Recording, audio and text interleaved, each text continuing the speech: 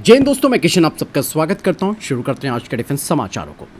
दोस्तों, भारत ने आज अपने सबसे ताकतवर एयर डिफेंस मिसाइल का सफल परीक्षण कर दिया। जी हाँ, डीआरडीओ ने Kusha long range surface to air missile का पहला उड़ान परीक्षण सफलतापूर्वक पूरा कर लिया और ये परीक्षण ओडिशा के डॉक्टर एपीजे अब्दुल कलाम द्वीप से किया गया। कुशा एयर डिफेंस सिस्टम दोस्तों दुश्मन के फाइटर जेट, उनकी मिसाइल्स, ड्रोन और बड़े मिलिट्री एयरक्राफ्ट को लंबी दूरी से मार गिराने में सक्षम है और इस सफलता के साथ भारत उन चुनिंदा देशों की लिस्ट में शामिल हो गया है जो स्वदेशी long range air defence system develop कर रहे हैं। फिलहाल अभी ये खबर आना बाकी है कि ये टेस्ट M1 का था, M2 का था या M3 का, क्योंकि प्रोजेक्ट कुशा के तहत 3 इंटरसेप्टर्स बनाई जा रही हैं जिनकी अलग अलग रेंज है, जिसके बारे में मैं आपको बता ही चुका हूँ। फिलहाल इस सफलता के लिए दोस्तों हमारे डीआरडीओ के वैज्ञानिकों के लिए एक लाइक तो बनता है। दोस्तों, भारत लगातार तेजस फाइटर जेट को अपग्रेड कर रहा है और उसे ज्यादा घातक बना रहा है। बताया जा रहा है कि तेजस मार्क 1A फाइटर जेट में स्वदेशी उत्तम आईएसआर लगाया जाएगा और साथ ही आने वाले तेजस मार्क 2 को मिलेगा ऐसा IRSC सिस्टम जो कि बिना रडार ऑन किए दुश्मन के विमानों को खोज सकता है। और इवन दोस्तों रिपोर्ट्स बताती हैं कि डीआरडीओ के द्वारा बनाया गया उत्तम आईएसआर रडार 125 से ज्यादा सफल उड़ान परीक्षण पूरे कर चुका है और ये करीबन 240 किलोमीटर तक फाइटर जेट्स को ट्रैक कर सकता है और अस्त्र मार्क 2 मिसाइल के साथ मिलकर दुश्मन पर लंबी दूरी से हमला कर सकता है। तो तेजस मार्क 2 की अगर बात करें तो इसमें डुअल बैंड IRST मतलब infrared search and track system लगाया जाएगा। ये रडार की तरह सिग्नल नहीं भेजता है बल्कि दुश्मन के इंजन की गर्मी को पकड़कर उसे चुपचाप ट्रैक करता है। इसीलिए स्टेल्थ फाइटर जेट भी इसके सामने पूरी तरह सुरक्षित नहीं माने जाते हैं। लेकिन यहाँ पर सबसे बड़ा सवाल तो दोस्तों ये आता है कि उत्तम रडार का बड़े पैमाने पर प्रोडक्शन और सभी तेजस फाइटर जेट्स में समय पर इसे इंटीग्रेट करना सबसे बड़ी चुनौती हो सकती है। तो दूसरी तरफ IRSC सिस्टम की बात की जाए तो ये अभी डेवलपमेंट फेज में है, इसीलिए इसकी वास्तविक क्षमता का पता ऑपरेशनल ट्रायल्स के बाद ही पता चलेगा। मतलब साफ है कि अगर दोनों सिस्टम टाइम पर सर्विस में आ जाते हैं तो तेजस मार्क 1A और मार्क 2 भारतीय वायुसेना की ताकत को नए लेवल पर ले जा सकता है। फिलहाल आपके हिसाब से दोस्तों क्या लगता है आपको, कमेंट सेक्शन में लिखकर जरूर बताइएगा। इसके अलावा भारतीय वायुसेना अब 6 साधारण एयरबस A321 एयरक्राफ्ट्स को आसमान के सुपर कमांड सेंटर में बदलने जा रही है। मतलब ये एयरक्राफ्ट दुश्मन के फाइटर जेट्स और मिसाइलों पर सैकड़ों किलोमीटर दूर से नजर रखेगा। कल डीआरडीओ ने इस प्रोजेक्ट के लिए 2 बड़े कॉन्ट्रैक्ट साइन किए हैं, जिसके तहत AI इंजीनियरिंग सर्विस लिमिटेड इन एयरबस A321 एयरक्राफ्ट्स को सिविल एयरलाइन से मिलिट्री कॉन्फ़िगरेशन में बदलेगी, जिसके बाद अडानी डिफेंस और डीआरडीओ की कैप्स मिलकर इसमें modern AWACS mark 2 surveillance system लगाएंगे। क्योंकि यहाँ पर एयरबस A321 पहले से इस्तेमाल हो रहे एमरेट से बड़े एयरक्राफ्ट है, इसीलिए इसमें ज़्यादा फ्यूल, ज़्यादा इक्विपमेंट्स और लंबी उड़ान क्षमता भी होगी, जिससे कि भारतीय वायुसेना को लंबे समय तक निगरानी, बेहतर कमांड एंड कंट्रोल और पूरे हवाई क्षेत्र की रियल टाइम जानकारी मिलेगी। फिलहाल ये परियोजना अपनी शुरुआती चरण में है। एयरक्राफ्ट को मॉडिफाई करने, रडार और मिशन सिस्टम लगाने, फ्लाइट टेस्ट और सर्टिफिकेशन में कई साल लग सकते हैं। इसीलिए इसकी असली ताकत तभी हमारे सामने आएगी जब ये पूरी तरह ऑपरेशनल हो जाएगा। और सबसे बड़ी बात यह है कि अगर ये प्रोजेक्ट टाइम पर पूरा होता है तो नो डाउट भारतीय वायुसेना की निगरानी क्षमता पहले से ज़्यादा मजबूत हो जाएगी। नेक्स्ट अपडेट की तरफ दोस्तों, भारत सरकार ने इंडियन कोस्ट गार्ड के लिए 2000 करोड़ रुपए का बड़ा टेंडर जारी किया, जिसके तहत पहली बार कोस्ट गार्ड को मिलेंगे ऐसे मेल ड्रोन जो कि 24 से 48 घंटे तक लगातार उड़ सकते हैं। रिपोर्ट्स के मुताबिक रक्षा मंत्रालय 10 मीडियम एल्टीट्यूड लॉन्ग इंड्योरेंस यानी कि मेल ड्रोन खरीदने जा रहा है, जिनका इस्तेमाल समुद्री निगरानी, सर्च एंड रेस्क्यू मिशन और भारत के एक्सक्लूसिव इकोनॉमिक जोन की सुरक्षा के लिए होगा। ये ड्रोन SATCOM की मदद से हजारों किलोमीटर दूर तक उड़ान भरकर रियल टाइम की जानकारी भेज सकते हैं। और इस टेंडर की बात की जाए तो इसमें Adani defence, Tata advance systems और सोलर इंडस्ट्रीज जैसी भारतीय कंपनियों के हिस्सा लेने की संभावना है। बता दें कि इस ड्रोन में मॉडर्न कैमरे, synthetic aperture radar, electro optical sensors और सिक्योर कम्युनिकेशन सिस्टम होगा। अभी की बात की जाए तो सिर्फ टेंडर जारी होने का ये फेज है। किस कंपनी को चुना जाएगा ये सब तकनीकी परीक्षण और कीमत के आधार पर तय होगा। साथ ही इन ड्रोन्स की असली जो इफेक्टिवनेस है उसके सेंसर्स, SATCOM क्षमता और लंबे समय तक विश्वसनीय ऑपरेशन पर भी निर्भर करेगी। तो कुल मिलाकर दोस्तों यहाँ पर आप ये समझ सकते हैं कि भारतीय कंपनियों को बड़ा मौका मिल रहा है और ये प्रोग्राम अगर हमारा सही ढंग से आगे बढ़ता है तो इंडियन कोस्ट गार्ड की जो समुद्री निगरानी क्षमता है उसमें एक बड़ा बदलाव आएगा, जिससे कि पाकिस्तान बॉर्डर से लेकर अंडमान निकोबार तक की सुरक्षा और मजबूत होगी।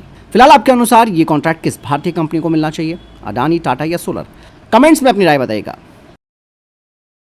बढ़ते नेक्स्ट अपडेट की तरफ दोस्तों, भारत ने जेट इंजन बनाने की दिशा में एक बड़ी सफलता हासिल कर ली है। आजाद इंजीनियरिंग ने अपना पहला स्वदेशी टर्बोजेट इंजन डीआरडीओ और रक्षा मंत्रालय को सौंप दिया है। ये इंजन पूरी तरह भारत में विकसित और असेंबल किया गया है। इस उपलब्धि से दोस्तों ये बात साबित होती है कि भारतीय इंडस्ट्रीज अब जो क्रिटिकल एरो इंजन टेक्नोलॉजी है उसे बनाने की क्षमता हासिल कर रही है। ऐसे इंजन दोस्तों भविष्य में cruise missiles, high speed drone और नेक्स्ट जनरेशन के डिफेंस प्लेटफॉर्म के डेवलपमेंट में महत्वपूर्ण भूमिका निभा सकते हैं। और ये स्टेप आत्मनिर्भर भारत अभियान को भी मजबूत करेगा और विदेशी टेक्नोलॉजी पर हमारी निर्भरता को कम करने में मदद करेगा। फिलहाल अभी कंपनी ने इंजन को डिलीवर किया है, लेकिन अभी इसकी पूरी जानकारी, थ्रस्ट क्षमता और ये किस प्लेटफॉर्म के लिए डेवलप किया गया ये जानकारी सार्वजनिक नहीं की गई है। साथ ही किसी भी नए इंजन को बड़े पैमाने पर इस्तेमाल करने से पहले इसके कड़े ग्राउंड टेस्ट और फ्लाइट ट्रायल्स होंगे। फिर भी दोस्तों एक बड़ी उपलब्धि हमारे लिए, जिससे कि भारत अब धीरे धीरे जेट इंजन टेक्नोलॉजी में आत्मनिर्भरता की ओर बढ़ रहा है। वहीं दोस्तों भारत की defence electronics company data patterns को HAL के 1300 करोड़ रुपए के बड़े प्रोजेक्ट में बड़ी सफलता मिली है। कंपनी इस टेंडर में L1 यानी कि लोएस्ट बिडर बन गई है। बता दें कि इस प्रोजेक्ट के तहत डेटा पैटर्न्स, बफर एम्पलीफायर और बिल्ट इन टेस्ट इक्विपमेंट यानी कि BIT मॉड्यूल्स की सप्लाई करेगी। ये सिस्टम फाइटर जेट्स के इलेक्ट्रॉनिक उपकरणों की निगरानी, टेस्टिंग और भरोसेमंद ऑपरेशन में महत्वपूर्ण भूमिका निभाते हैं। और अगर HAL के साथ फाइनल कॉन्ट्रैक्ट साइन हो जाता है तो ये ऑर्डर कंपनी के लिए अगले कई सालों तक मजबूत आय का स्रोत भी बन सकता है। इसके अलावा कंपनी लगभग 1150 करोड़ रुपए के दूसरे जो डिफेंस ऑर्डर्स है उन पर भी बातचीत कर रही है। यानी कि दोस्तों अभी डेटा पैटर्न्स को सिर्फ L1 स्टेटस मिला है, फाइनल कॉन्ट्रैक्ट साइन होना बाकी है। वहीं दोस्तों भारतीय डिफेंस कंपनी MKU ने एक नया एंटी ड्रोन नेट लॉन्च किया है, जो कि FPV ड्रोन्स और लॉइटरिंग म्यूनिशन जैसे खतरनाक ड्रोन्स को हवा में फंसा सकता है। ये सिस्टम जैमिंग या गोली चलाने की बजाय ड्रोन पर एक खास जाल फेंकता है। जाल ड्रोन के प्रोपेलर और उसकी बॉडी में उलझ जाता है, जिससे कि ड्रोन अपना बैलेंस खो देता है और नीचे गिर जाता है। इसका सबसे बड़ा फायदा ये होगा कि आसपास के लोगों या फिर महत्वपूर्ण ठिकानों को कम नुकसान होगा। बता दें कि ये system commercial quadcopter, FPV attack drone, ISR drone और कुछ लॉइटरिंग मिशंस के खिलाफ इस्तेमाल किया जा सकता है। लेकिन यहाँ पर कुछ सवाल जरूर आते हैं, क्या ये सिस्टम एक साथ आने वाले कई ड्रोन्स यानी कि ड्रोन स्वार्म के खिलाफ कितना इफेक्टिव होगा? ये बात अभी सामने नहीं आई है। इवन बहुत तेज या फिर ऊंचाई पर उड़ने वाले ड्रोन के खिलाफ इसकी क्षमता कितनी है ये बात भी अभी सामने नहीं आई है। इसीलिए अभी इसे हम लेयर्ड काउंटर ड्रोन सिस्टम का एक हिस्सा मान सकते हैं। फिर भी दोस्तों कम लागत, आसानी से तैनात और बिना इलेक्ट्रॉनिक जैमिंग के ड्रोन को रोकने की क्षमता इसे भारतीय सुरक्षा एजेंसियों के लिए एक महत्वपूर्ण ऑप्शन बना सकती है। वहीं दोस्तों भारतीय कंपनी पारस डिफेंस ने अपना नया लेजर बेस्ड ड्रोन इंटरसेप्टर पेश किया। यह सिस्टम पहले दुश्मन के ड्रोन को डिटेक्ट करता है, उसे ट्रैक करता है और लास्ट में हाई एनर्जी लेजर बीम से उसे निष्क्रिय कर देता है। और ये लेजर ड्रोन के सेंसर्स, उनके इलेक्ट्रॉनिक्स, मोटर या स्ट्रक्चर को नुकसान पहुंचाकर उसे उड़ने लायक नहीं छोड़ता है। और इस तकनीक की सबसे बड़ी खासियत है कि हर बार महंगी मिसाइल खर्च करने की जरूरत नहीं पड़ती है, जिससे ऑपरेशन की लागत काफ़ी कम हो जाती है। बता दें कि ऐसे सिस्टम भविष्य में मिलिट्री ठिकानों, एयरबेस, एमुनिशन डिपोज और महत्वपूर्ण सरकारी प्रतिष्ठानों की सुरक्षा में महत्वपूर्ण रोल निभा सकते हैं। वहीं दूसरी तरफ दोस्तों भारत के स्वदेशी लाइट टैंक प्रोजेक्ट को एक और बड़ी ताकत मिलने वाली है। DRDO ने PTC इंडस्ट्रीज को टाइटेनियम कार्डल डिजाइन और डेवलप करने का ऑर्डर दिया है। ये टाइटेनियम कार्डल 105 mm गन का बेहद महत्वपूर्ण हिस्सा होता है और यही गन बैरल और ब्रीच को सहारा देता है, रिकॉइल सिस्टम को संभालता है और फायरिंग के दौरान पैदा होने वाले भारी झटकों को सुरक्षित तरीके से टैंक के टरेट तक पहुंचाता है। इस प्रोजेक्ट की खास बात यह है कि PTC इंडस्ट्रीज सिर्फ पार्ट नहीं बनाएगी, बल्कि उसका पूरा डिजाइन और डेवलपमेंट भी करेगी। अब आप लगाइए दोस्तों कि भारतीय प्राइवेट कंपनियां केवल मैन्युफैक्चरिंग ही नहीं कर रही है, बल्कि डिफेंस डिजाइन और इंजीनियरिंग को भी आगे बढ़ा रही है। यानी कि अभी इस कंपनी को फिलहाल डिजाइन और डेवलपमेंट का ऑर्डर मिला है, प्रोडक्शन का नहीं, जिसके बाद इस टाइटेनियम कार्डल को डिजाइन वैलिडेशन, मजबूती के परीक्षण और फायरिंग ट्रायल से गुजरना पड़ेगा। और ये सभी परीक्षण अगर सफल होते हैं तभी इसे भारतीय लाइट टैंक में शामिल किया जाएगा। यानी कि ये प्रोजेक्ट दिखाता है कि भारत हल्के, मजबूत और आधुनिक बख्तरबंद प्लेटफॉर्म डेवलप करने की दिशा में तेजी से आगे बढ़ रहा है।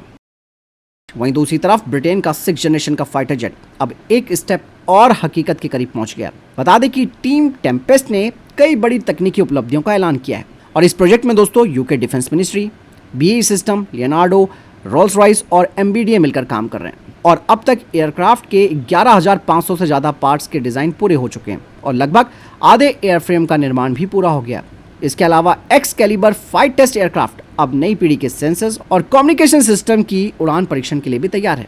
तो दूसरी तरफ रोल्स रॉयस भविष्य के GCAP इंजन पर भी तेजी से काम कर रहा है, जिसका उद्देश्य है ऐसा फाइटर जेट बनाना जो stealth, artificial intelligence, advance sensors और नेटवर्क सेंट्रिक युद्ध में नई क्षमता प्रदान करे। अभी ये परियोजना डेवलपमेंट और परीक्षण के फेज में आ चुकी है और इतना आसान नहीं है दोस्तों 6th जनरेशन का फाइटर जेट बनाना, क्योंकि असली चैलेंज है इन सभी तकनीकों को एक ही एयरक्राफ्ट में सफलतापूर्वक जोड़ना, लागत को कंट्रोल में रखना और तय समय पर इसका प्रोडक्शन शुरू करना। और ये जो GCAP है वो एक बहुराष्ट्रीय कार्यक्रम है, इसीलिए साझेदार देशों के बीच समन्वय भी इसकी सफलता के लिए बेहद महत्वपूर्ण होगा।